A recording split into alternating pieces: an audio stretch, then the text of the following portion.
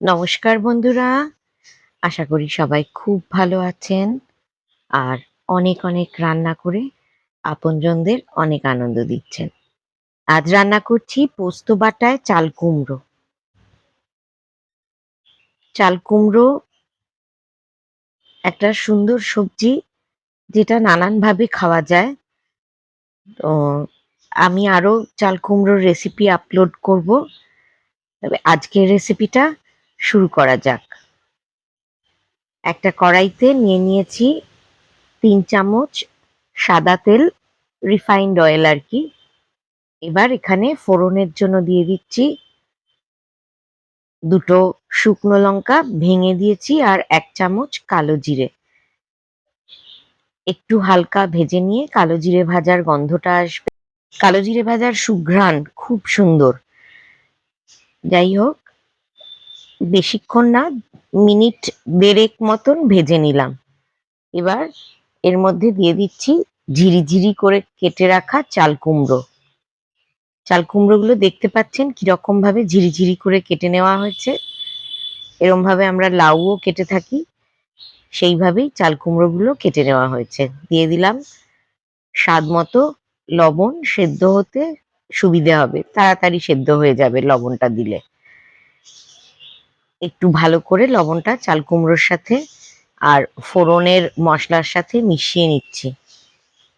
মিশিয়ে নিয়ে একটু হালকা হাতে নাড়াচাড়া করে মিশিয়ে নিয়ে এটা আমি ঢেকে দেব, একটু সেদ্ধ হতে দেব। এইরকম ভিন্ন ধরনের পদ্ধতিতে চাল কুমড়ো রান্না করলে বাড়ির সবাই খুব আনন্দ করে খাবে। একবার অবশ্যই এই রান্নাটা ট্রাই করবেন। চাল কুমড়ো সেদ্ধ হতে বসিয়ে দিয়েছি। এবার সেদ্ধ হয়ে গেছে। মিনিট ৫-৬ আমি ঢাকা দিয়ে সেদ্ধ করেছি। এবার এর মধ্যে দিয়ে দিলাম সাদা সর্ষে আর পোস্তর বাটার একটা মিশ্রণ। ১ টেবিল চামচ সাদা সর্ষে আর ১ টেবিল চামচ পোস্ত ব্লেন্ডারে ব্লেন্ড করে নিয়েছি। সেটা দিয়ে দিলাম চাল কুমড়োর মধ্যে। চাল কুমড়ো থেকে প্রচুর জল বেরোয়, সেই জলেই এটা সেদ্ধ হয়েছে।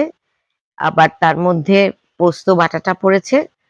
এবার এই জলটা একটু হালকা শুকিয়ে নেব, তার জন্য ঢাকা দিচ্ছি না। কড়াই খুলেই একটু জলটা শুকিয়ে নিতে হবে। এর মধ্যে দিয়ে দিলাম কয়েকটা চেরা কাঁচা লঙ্কা, দিয়ে আবারও একটু ভালো করে নাড়িয়ে চাড়িয়ে নেব। হালকা হাতে একটু বারবার নাড়াতে হবে, কারণ পোস্ত আছে, নালে একটু কড়াইতে ধরে যেতে পারে। দেখুন জলটা আস্তে আস্তে কেমন শুকিয়ে এসেছে। এবার আমরা এর সাথে যোগ করব টক দই। আজকের রেসিপিটা পছন্দ হলে অবশ্যই একটা লাইক আর আপনাদের বন্ধুদের সাথে শেয়ার করতে ভুলবেন না।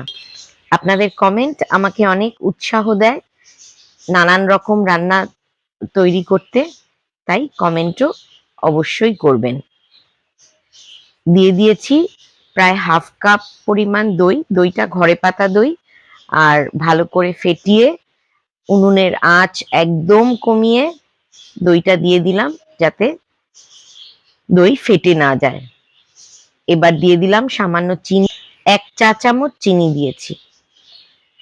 রান্নায় এইটুকুই মশলা, আর কোনো মশলা নেই। এইভাবেই এটা রান্না হবে এবং খেতে হবে অমৃত।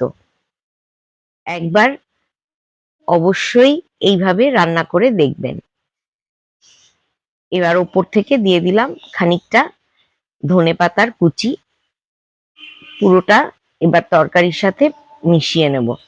বন্ধুরা, যারা এখনো আমার এই ফেসবুক চ্যানেলটি ফলো করেননি, তাদের কাছে অনুরোধ যে আপনারা প্লিজ আমার চ্যানেলটি একটু ফলো করে নেবেন। আর যারা ইউটিউব থেকে দেখছেন, তাদের কাছে অনুরোধ তারা এটা সাবস্ক্রাইব করে নেবেন এবং বেল বাটনটি অন করে রাখবেন, যাতে আমি যখনই কোনো রান্না পোস্ট করব সেটা আপনারা সবার আগে নোটিফিকেশন পেয়ে যাবেন এবং দেখতে পাবেন।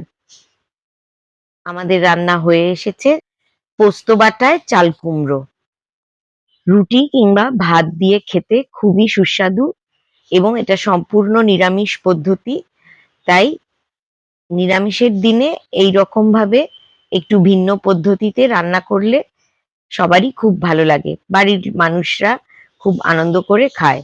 কারণ একঘেয়ে পদ কখনোই ভালো লাগে না। তবে এটা শুধু চাল কুমড়ো কেন, লাউ দিয়েও করা যেতে পারে, সেক্ষেত্রে পদ্ধতি একই থাকবে। পুরো ভিডিওটা দেখার জন্য অনেক ধন্যবাদ। আবার দেখা হবে নতুন কোনো রান্না নিয়ে।